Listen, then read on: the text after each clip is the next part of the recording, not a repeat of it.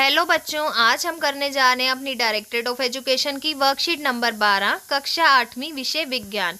बेटा पिछली वर्कशीट्स में हमने धातुओं के भौतिक गुण पढ़े हैं। आज हम धातुओं के कुछ रासायनिक गुणों के बारे में जानेंगे। तो आइए पहले देखते हैं धातुओं की ऑक्सीजन के साथ अभिक्रिया। बेटा कोई भी धातु आप देखें ऑक्सीजन के साथ अभिक्रिया करती है तो धातु ऑक्सीजन के साथ मिलकर क्या बनाएगी? धातु ऑक्साइड। पिछली कक्षा में आपने क्या जाना था कि मैग्नीशियम का रिबन है बेटा, उसको जब वायु में मैं जलाऊंगी तो सफेद रंग की राख निकलेगी और वो राख क्या है? हमारी मैग्नीशियम ऑक्साइड।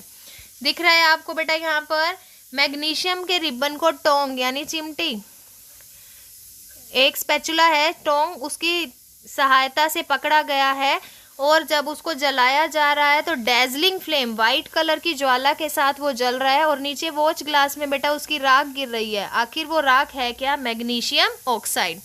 तो किसी भी धातु को आप ऑक्सीजन की उपस्थिति में जलाते हैं तो क्या बन जाती है? वो धातु की ऑक्साइड। मैग्नीशियम को जलाएंगे तो बनेगा मैग्नीशियम ऑक्साइड। लोहे की वस्तुओं को खुला रख देने पर वायु की ऑक्सीजन व नमी के साथ क्रिया करेंगे। अगर बेटा लोहे की वस्तुओं को ही आप खुला रख देंगे तो ऑक्सीजन और नमी से क्रिया करेगा तो उसके ऊपर भी आयरन ऑक्साइड की परत आ जाएगी भूरे रंग की, जिसे आप कहते हैं कि लोहे में जंग लग गया। ठीक है, तो यहाँ पर आपको रिएक्शन भी दिखाई हुई है बेटा, अभिक्रिया दिखाई हुई है। लोहे का प्रतीक है Fe। अभिक्रिया देखेंगे बेटा, ये है लोहा Fe, ऑक्सीजन और जल की उपस्थिति में क्या बना रहा है? ये Fe2O3, जिसे हम जंग भी कहते हैं। दूसरा है बेटा मैग्नीशियम। अगर मैंने मैग्नीशियम की धातु को ऑक्सीजन की उपस्थिति में गर्म किया तो सफेद रंग की राख बन रही है, जिसे क्या बोला गया है? Magnesium oxide. ठीक है बेटा, अगर हम कॉपर यानी तांबे के बर्तन को लंबे समय तक नम वायु गीली जगह पर रख देंगे तो बेटा तांबे के बर्तनों पर भी हल्के हरे रंग की परत आ जाएगी और वो क्या है? कॉपर हाइड्रोक्साइड या कॉपर कार्बोनेट। कॉपर हाइड्रोक्साइड और कार्बोनेट का मिश्रण होता है बेटा ये, और इसे हम बोलते हैं कि तांबे पर हरे रंग की जंग लग गई है। ठीक है बेटा, आगे आपको एक एक्टिविटी दी हुई है। अब आप इस एक्टिविटी से पता लगा सकते हैं कि आखिर धातुओं के ऑक्साइड कैसे होते हैं, अम्लीय या क्षारीय। तो चेक करते हैं कैसे। बेटा आपने लोहे की जंग लेनी है, हल्दी लेना है, लिटमस पेपर लेना है और टेस्ट ट्यूब लेनी है। लोहे से जंग उतारकर बेटा एक टेस्ट ट्यूब में डाल लिया हमने, उसमें पानी डालकर उसको घोल लिया, लेकिन जंग जो है वो पानी में घुलता नहीं है, तो इसीलिए हम इसकी जगह पर क्या ले लेंगे बेटा? Magnesium oxide. मैग्नीशियम ऑक्साइड डालकर पानी में जब आप हिलाएंगे, हिलाने के बाद आप उसमें क्या डुबोएंगे बेटा? नीला लिटमस, लाल लिटमस और हल्दी पेपर। आप क्या देखेंगे कि रस्ट जो है, जंग जो है वो लाल लिटमस को नीला कर देता है, हल्दी लाल कर देती है। इसका मतलब धातु जो है उसके ऑक्साइड कैसे हैं? क्षारीय, क्योंकि क्षार ही है बेटा जो लाल लिटमस को क्या कर देता है? नीला, और क्षार के साथ ही हल्दी कैसा रंग लाती है? लाल। इसका मतलब धातु के ऑक्साइड कैसे होते हैं बच्चों? क्षारीय। ठीक है, ऑक्सीजन के साथ अभिक्रिया कर ली हमने। सेकंड है बेटा जल के साथ अभिक्रिया। जब भी धातुएं जल से अभिक्रिया करती हैं तब भी वे धातु के ऑक्साइड तो बनाएंगी, लेकिन साथ में कौन सी गैस निकलेगी बेटा? हाइड्रोजन। तो धातु जल के साथ अभिक्रिया करके ऑक्साइड बनाएगी और कौन सी गैस निकलेगी? हाइड्रोजन। बेटा एक धातु है सोडियम। अगर हम बात करें सोडियम की तो ये बहुत अधिक अभिक्रियाशील होती है। जैसे ही आप इसे खुला छोड़ेंगे ऑक्सीजन और जल के साथ, ये इतनी तेजी से अभिक्रिया करेगी कि बहुत अधिक ऊष्मा निकलेगी। अब इस ऊष्मा से हमारे साथ कोई दुर्घटना भी हो सकती है बेटा। लैब के अंदर आप प्रैक्टिकल कर रहे हैं, सोडियम को खुला रख देते हैं या जल के संपर्क में आ जाता है तो अत्यधिक मात्रा में ऊष्मा निकलती है बेटा, जिससे कि बहुत बड़ी दुर्घटना हो सकती है। इसीलिए आप देखेंगे लैब के अंदर सोडियम धातु को किस में रखा जाता है? मिट्टी के तेल में, ताकि वो जल और वायु के संपर्क में ना आए।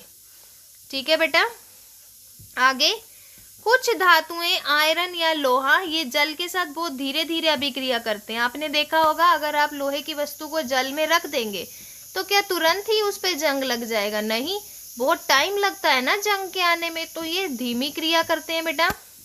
सोना अगर आपने जल में रख दिया है तो ये जल के साथ कोई अभिक्रिया नहीं करेगा बच्चों, सोने पर जंग नहीं लगती है। इसका मतलब सभी धातुएं जल के साथ क्रिया करेंगी या नहीं करेंगी, सबकी अलग अलग गति है बेटा। ठीक है, आपको यहाँ पिक्चर दिखाई हुई है, इसमें देखिए सोडियम जैसे ही संपर्क में आया कितनी ऊष्मा निकल रही है, कैसे जल रहा है वो। इसीलिए किस में रखा जाता है उसको? मिट्टी के तेल में। आइए अब हम इसका अभ्यास करते हैं बेटा। पहला क्वेश्चन है आपका, सोडियम धातु को मिट्टी के तेल में क्यों रखा जाता है? तो यहीं से ये बहुत अधिक अभिक्रियाशील है, अभिक्रिया करके ऊष्मा उत्पन्न करती है, इसीलिए इसको मिट्टी के तेल में रखा जाता है। तो बेटा ये आपका फर्स्ट आंसर है। ठीक है, सेकंड है, मैग्नीशियम रिबन को जलाने पर क्या बनता है? तो बेटा मैग्नीशियम रिबन को जब हम जला रहे हैं तो क्या बन रहा है? Magnesium oxide. तो हम लिख देंगे यहाँ पर, मैग्नीशियम रिबन को जलाने पर क्या बनता है? Magnesium oxide. ये आपका सेकंड आंसर है बच्चों। थर्ड देखेंगे, लोहे के दरवाजे और खिड़कियों को पेंट क्यों किया जाता है? तो बेटा लोहे के दरवाजे और खिड़कियों को पेंट क्यों किया जाता है? ताकि वह जंग से बच सकें। तो आप आंसर क्या लिख देंगे यहाँ पर? ताकि उन पर जंग ना लगे। ठीक है बच्चों, धातु के ऑक्साइड कैसे हैं? बेटा अभी हमने किया, टेस्ट किया था ना, तो पता लगाया था धातु के ऑक्साइड कैसे होते हैं, क्षारीय।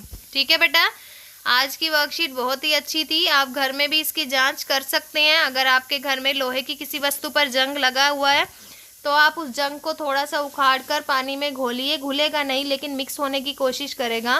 फिर आप थोड़ी सी हल्दी लीजिए बेटा, हल्दी उस जंग और पानी वाले लिक्विड में डालिए।